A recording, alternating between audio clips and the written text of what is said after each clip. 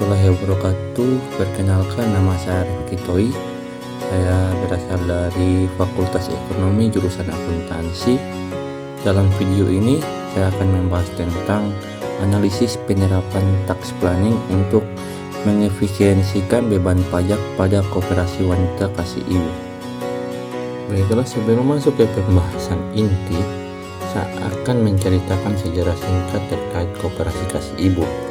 Menurut buku laporan pertanggungjawaban pengurus koperasi wanita kasih ibu Kota Gorontalo Kelurahan Dulomo, koperasi wanita kasih ibu berdiri pada tahun 1987, di mana sebelum itu pada tahun 1982 Lembaga Ketahanan Masyarakat Desa atau LKMD Kelurahan Dulomo mengadakan rapat kerja.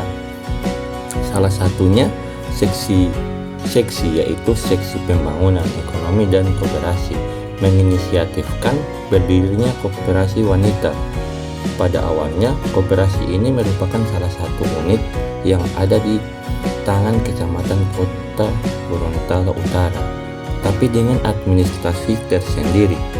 Adapun modal awal koperasi ini berupa simpanan pokok 1.000 dan simpanan wajib 100.000. Berdasarkan jumlah anggota permulaan sebanyak 60 orang, terkumpullah modal yang lumayan jumlahnya dari modal yang dipinjamkan kepada anggota yang membutuhkan dengan 5% bunga. Hal ini dapat respon dari anggota sehingga usaha bekerja sama dengan lancar, walaupun dengan usaha sederhana. Pengurus telah mengadakan rapat anggota tahunan atau RAT pada akhir tahun buku 1983 untuk pertama kali. Selanjutnya, setiap tahun mengadakan rapat tahunan sesuai ketentuan undang-undang. Pada awal tahun 1987, atas persetujuan dan petunjuk Kepala Kantor Koperasi Kota Gorontalo, mengusulkan ke Kantor Wilayah Koperasi Sulawesi Utara untuk memperoleh badan hukum.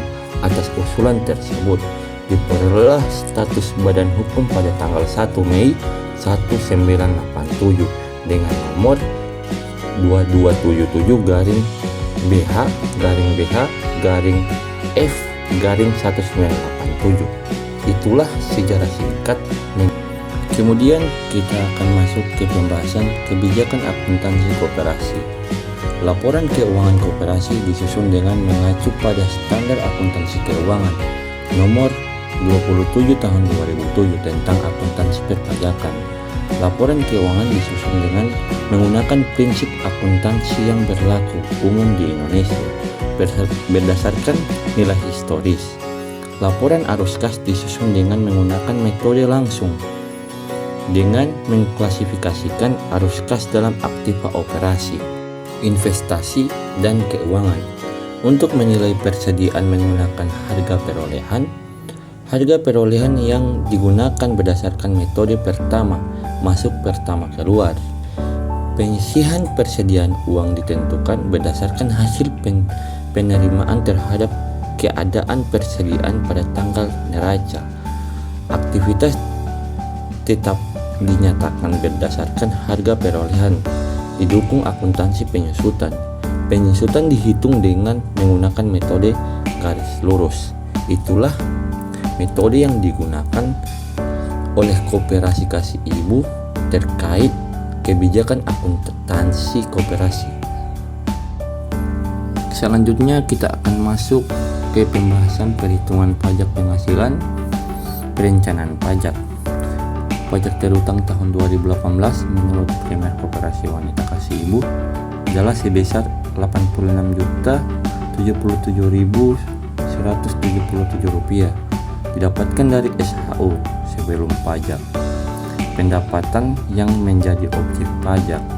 Setelah dilakukan koreksi fiskal oleh koperasi, sehingga penghasilan kena pajak menjadi lebih kecil dibandingkan dengan penghasilan sebelum dilakukan koreksi fiskal yang sebesar Rp869.670.626. Setelah dilakukan koreksi fiskal menjadi Rp851.507.000.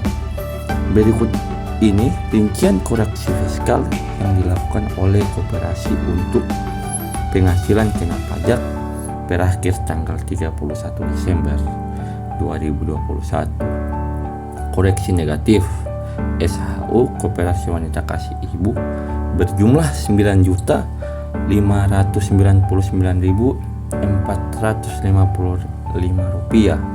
SHU Koperasi Wanita Kasih Ibu termasuk kategori koreksi negatif karena penghasilan dan biaya yang diakui dalam perhitungan laba bersih untuk akuntansi komersial tetapi tidak diakui dalam perhitungan akuntansi pajak.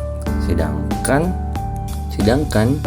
beban PPh 23 tahun 2018 berjumlah Rp19.122.621. Beban PPh 23 tahun 2018 masuk kategori koreksi negatif karena adanya pajak terutang yang belum dibayar di tahun sebelumnya atau di tahun 2021 sehingga pajak yang kurang tersebut baru bisa dibayarkan di tahun 2022. Itulah pembahasan mengenai perhitungan pajak penghasilan perencanaan pajak yang ada di Koperasi Wanita Kasih Ibu. Selanjutnya kita akan membahas terkait perhitungan PPh badan, di mana saya menampilkan tabel tentang perhitungan PPh badan Koperasi Wanita Kasih Ibu 2021.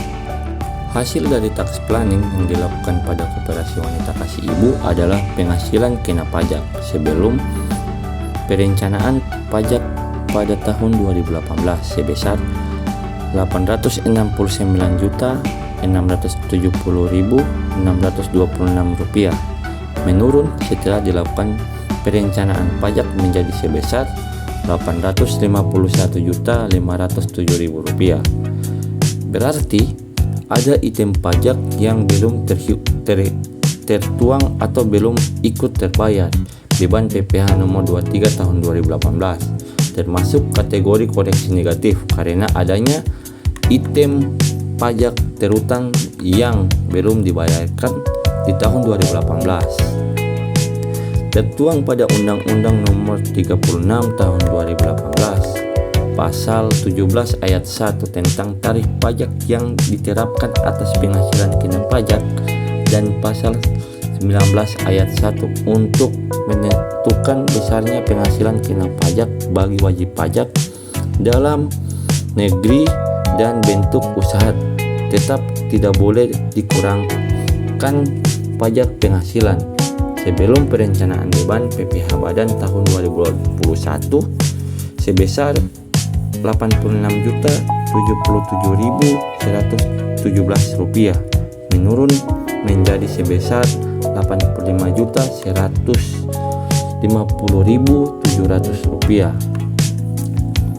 Menurunnya beban PPh badan pada tahun 2021 menyebabkan menurunnya pajak penghasilan juga yang terjadi pada tahun 2021 sebesar Rp774.964.054 menurun menjadi sebesar Rp766.356.300. Penerapan perencanaan pajak yang dilakukan pada Koperasi Wanita Kasih Ibu Kota Gorontalo tidak berbukti dapat mengefisiensikan beban pajak pada tahun 2021 karena beban pajak koperasi tidak berkurang meskipun sudah menerapkan perencanaan pajak yang baik dan benar. Penerapan tax planning pada Koperasi Wanita Kasih Ibu Kota Gorontalo tidak berhasil pada tahun 2021 karena pada tahun 2021 dari segi perpajakan tidak terjadi efisiensi pajak dan dari segi akuntansi tidak terjadi peningkatan laba.